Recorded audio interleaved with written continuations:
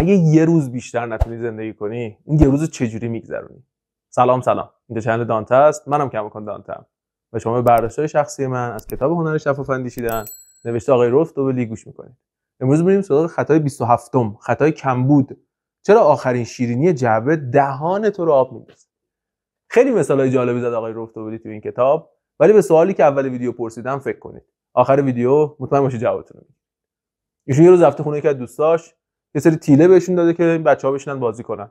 قدیمیان دیگه، حالا بومرن به قول اصطلاح شما جوونا. نشستن با تیله‌ها بچه‌ها بازی کردن و یودن این دیده با بچه‌ها دعوا شده سر تیله‌ها. دقت کردید که بین همه تیله‌ها که همشون یه اندازه بودن، یه کیفیت داشتن، یه شکل بودن، یه دونه تیله آبیه و همه اون بچه‌ها دارن سر اون تیله دعوا میکنن. یه مثال دیگه زده، گفته دو تا گروه مختلف دو تا جعبه شیرینی مختلفو جلوشون میذارن. یکیشون فقط 2 تا شیرینی توش بوده و یکیشون 10 تا شیرینی داشتن و انتخابشون خیلی بالا بوده. اون کسایی که 10 تا شیرینی داشتن خیلی کیفیت شیرینی‌ها رو پایین‌تر دونستن تا اونا که 2 تا دونه بیشتر نداشتن. چرا؟ چون اون گروهی که 2 تا شیرینی داشته دوچار خطای کمبود شده. وقتی ما فکر می‌کنیم چیزی باید از چنگمون بره، اون جنس، اون محصول، اون آدم یا اون صفت حتی برای ذهن ما خیلی با ارزش‌تر به نظر میاد. مثالی که شاید خودتون تو زندگیتون تجربه کرده باشید. اگه تا حالا شما کارتون به املاکیا خورده باشه، میدونید که احتمالاً وقتی چند تا آپشن جلوتون باشه، سر یکی از آپشن‌ها به شما زنگ میزنن و میگن آره یا آقا دکتری، معمولاً آقا دکتره، حالا معمولاً مهندس نیست، آقا دکتره. یا آقا دکتری زنگ زده گفته این خونه رو میخواد. پسند کرده، همین الان هم داره پول میزنه. شما احتمالاً تعقیب میشی که آقا من اون خونه رو نبازم به اون آقا دکتره. بود هم برم کارمو ردیف کنم. ولی شما اینجا دوچار اون خطای کم بوده شدی. یا خیلی ساده تر، دیوارتو شما وا کن، کافیه فقط به یک کسی که اونجا ماشین آگهی کرده زنگ بزنی. بهش بگی باشه حالا فکرامو میکنم. مطمئن باشید به احتمال زیاد به شما زنگ میزنن. که آقا آره مشتری پاش اومده ها. زودتر خودتو برسون، زودتر پولو بزن، زودتر بیانه رو بزن. امروز بیا که امروز کارشو تموم کنی. ولی به احتمال زیاد مشتری در کار نیست. حتی اگر هم مشتری در کار باشه، شما نباید دوچار خطا بشی.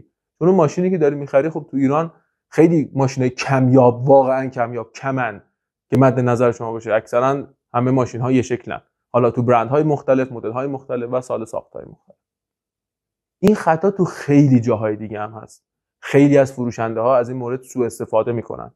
مخصوصا تو کارهای هنری. یعنی چیزی که تو خود کتابم بهش ذکر شده. یه جایی که کلی تابلوی گرون قیمت، تابلوهای چند میلیون دلاری داره، به جای اینکه بیاد به شما خیلی راستشو بگه که آقا اینا فروش رفته اینا نرفته، میاد توی گالریش زیر چند تا از تابلوها برچسب قرمز فروخته شد میزنه.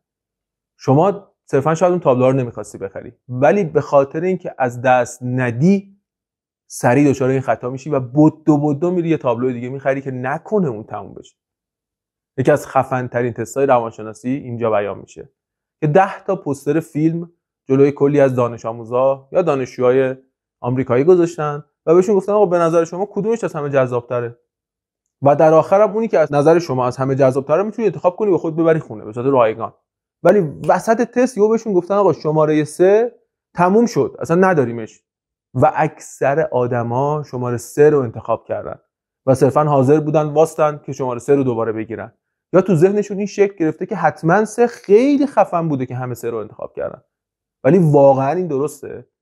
واقعا همه جا این خطا به کار میاد یا واقعا تو ذهن ما خیلی راحت‌تر میتونن اینو بکارن تا اینکه ما واقعا بر اساس نیازهامون، بر اساس اون چیزی که می‌خوایم، بر اساس فیلم مورد علاقمون اون پوستر رو انتخاب کنیم یا چیزایی که می‌خوایم بخریم و انتخاب کنیم.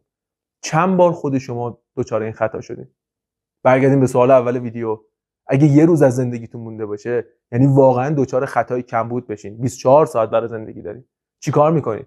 فکر میکنید اون یه روز خیلی مهمه دیگه، در صورتی که هر روز زندگی ما همین جوریه. مگه هر روز آخر ما نیست رسما؟ هر لحظه میتونیم ببینیم. همین الان که من دارم این ویدیو رو رکورد میکنم، همین لحظه میتونه قلبم واسه و بمیرم. پس ما دچار این خطا میشیم خیلی بیش از اون چیزی که فکر کنیم میشیم. دمتون گرم که این خطا رو با من همراه بودین. خوشحال میشم نظراتتون رو بشنوم. با من به اشتراک بذاریدشون. ویدیوها رو دوست داشتین لایک کنید. شما لایک کنید من متوجه میشم کدوم ویدیو رو بیشتر از بقیه دوست دارید. تا خطای دیگه گندالف به وسطتون. آهنگ میخونم آخرش دیگه. چرت و پرت میکنم. یه چیزی بگو حالا شاید باشه. ای پرنده مهاجر سفرت سلامت اما به کجا می‌ری؟ سفرت سلامت اما